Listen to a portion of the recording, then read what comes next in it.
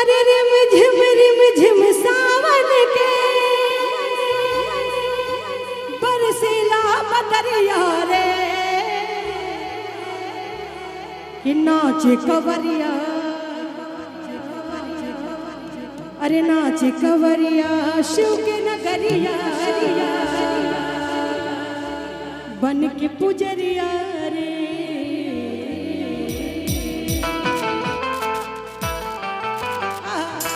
एक बार खड़े होकर नाच लेंगे कवरिया बन तो और आनंद आएगा। आइए खड़े होकर सारे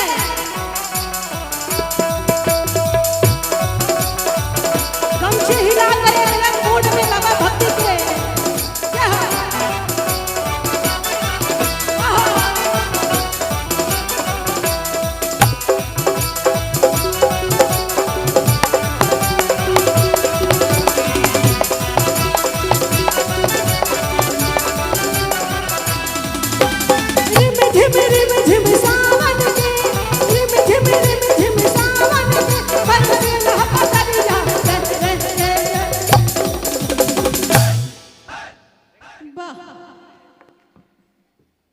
उधर वाले बम जी आनंद आ रहा है? आ रहा है तो जरा गमछी हिलाकर बताएंगे आनंद आ रहा है तो। हाँ तो आप जितने भी भगवाधारी गमछी लिए जरा गमछी हिलाएंगे तो और आनंद आएगा। हाँ आप भी पीला कलर की जो लिए वो भी हिला सकते हैं। भगवाधारी माता मेरे सारे जरा दोनों हाथ में उठा करके, और अगर भोलेनाथ ने सुंदर सुंदर पाँव दिए हैं तो जरा पाँव भी खोल लेंगे, और जो सोए हैं और बैठे हैं वो बगल वाले से उधार ले ले थोड़ी देर के। जो जरा नींद में सोए हैं ना उनके पाँव उधार ले लीजिए, 5 मिनट के लिए खड़े हो जाइए, है ना। आइए आप भी हमारी माता बहन जरा खड़े होकर 5 मिनट झूमेंगे फिर आराम करिएगा। कि नाचे कवरिया शिव के नगरिया बन के पुजरिया रे, नाचे कवरिया शिव के नगरिया बन के पुजरिया रे। रिम झिम सावन के, रिम झिम सावन के बरसीला बदरिया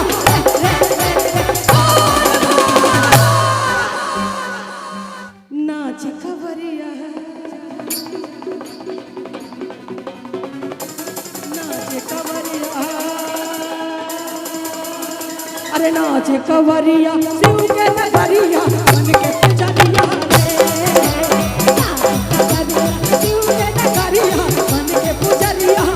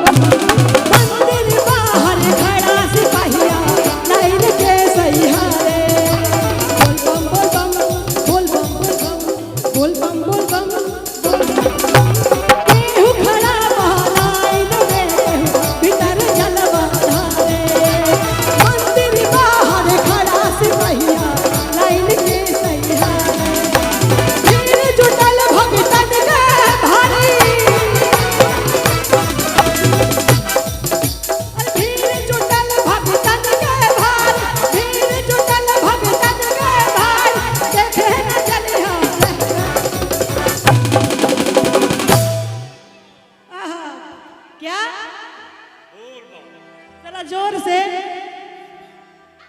बोल बोल और आप लोग कहेंगे क्या क्या कहेंगे? जरा जोर से कि मंदिर तक आवाज यहाँ से जरा दूर नहीं है बाबा। बोल बम नगरिया दूर है, जरूर है, जाना जरूर है। घर पर घर वाले इंतजार कर रहे हैं क्या? अरे बाबा इंतजार कर रहे हैं, है ना, कि मेरे बच्चे आ रहे हैं मेरे लिए जल लेकर के। इसलिए दोनों हाथ को उठाएंगे, दोनों हाथ को उधर वाले कि नाच कवरिया शिव के नगरिया बन के पुजरिया रे, नाच कवरिया शिव के नगरिया बन के पुजरिया रे। रिम झिम सावन के, रिम झिम सावन के बरसेला बदरिया।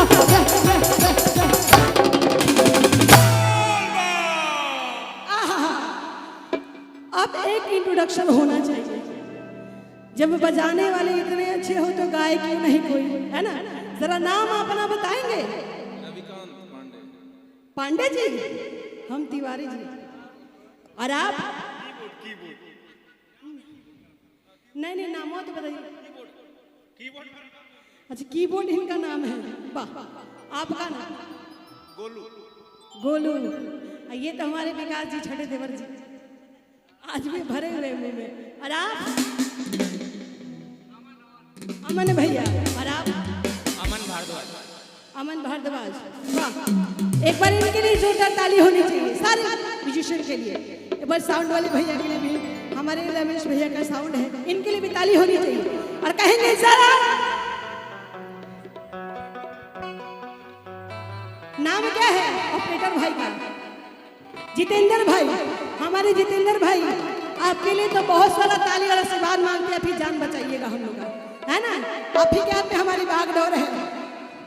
शादी? अच्छा ठीक है, लड़की हम देख लेंगे आपके लिए। देखा हुआ है? अच्छा चलो, हाँ करवा देंगे, बाबा से अर्जी लगाते हैं तुम्हारा।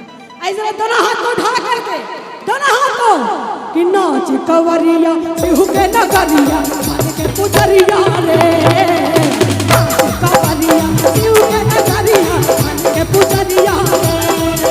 कि आसो के सावन में भरे बाकी नाइबा, आसो के सावन में भरे बाकी नाइबा। राजाऊ देवघर नहीं बाकी ना जाइबा, राजाऊ देवघर नहीं बाकी ना जाइबा।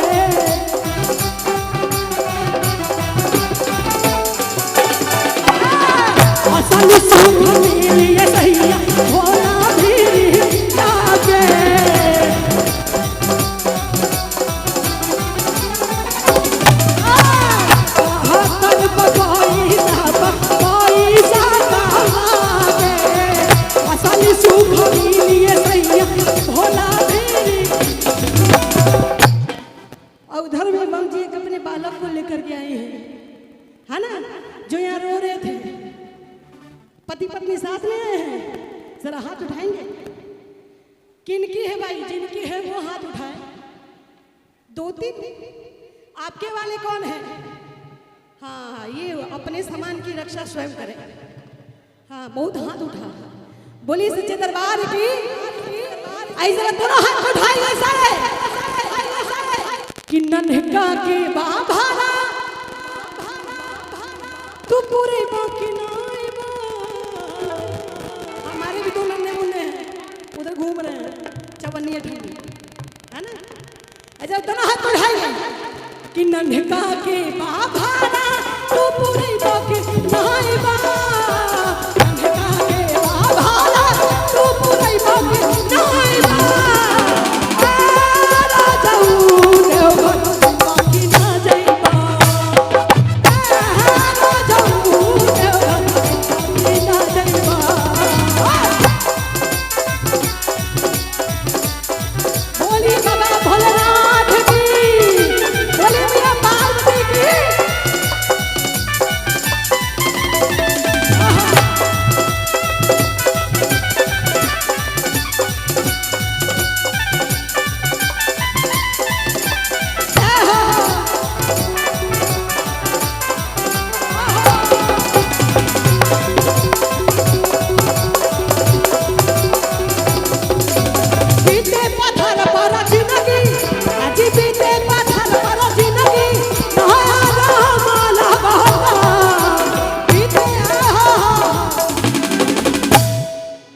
बम जी, अब वहाँ वाले बम जी की तरफ से बहुत सारा पुरस्कार है। बाबा भोलेनाथ ऐसी झोली भरी रखे आपकी, ऐसी कृपा बनी रहे, है ना। और मैया पार्वती बाबा भोलेनाथ से कह रही है कि स्वामी, इतने साल से मैं पहाड़ पे बैठी हुई हूँ और आपके इतने प्यारे प्यारे भक्त पुण्या, निःशुल्क पुण्या सेवा शिविर वाले, इनसे ही कहकर मेरे लिए एक टेंट का घर बनवा दीजिए, क्योंकि अब पहाड़ पे नहीं रहने वाली हूँ। ये आपके बच्चे बड़े प्यारे हैं, मेरे लिए भी बनवा देंगे, है ना। और कैसे कि बीते पत्थर पर जिंदगी, बीते पत्थर पर जिंदगी, महारा माला बहाता, बीते पत्थर पर जिंदगी, आज बीते पत्थर पर जिंदगी, महारा माला बहाता। कहिया कहिया त कहिया घर बनबै पाए भोला घाम लागता, कहिया घर बनबै पाए भोला घाम लागता। बीते पत्थर पर जिंदगी, आज बीते पत्थर पर जिंदगी, घाम लागता। बीते पत्थर पर जिंदगी, आज बीते पत्थर पर जिंदगी, घाम लागता। कहिया कहिया कहिया कहिया कहिया कहिया कहिया कहिया तो कहिया घर बनबै पाए भोला घाम लागता, कहिया घर बनबै पाए भोला घाम लागता, कहिया घर बनबै पाए भोला।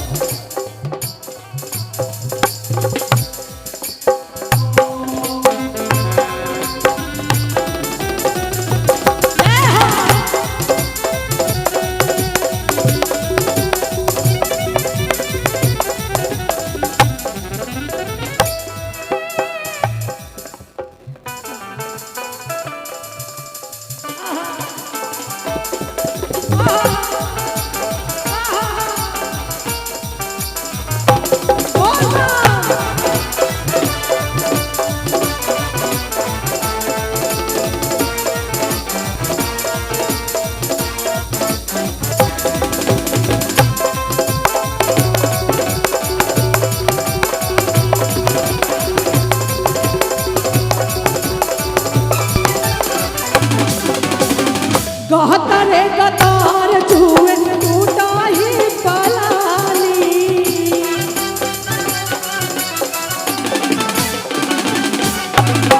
बहर से न सावन भोला हम भिंगताली।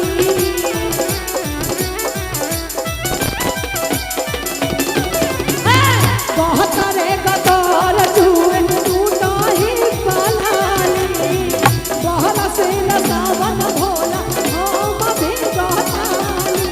नशा में भांग धतूर के, अजी नशा में भांग धतूर के, रोज काम लगता।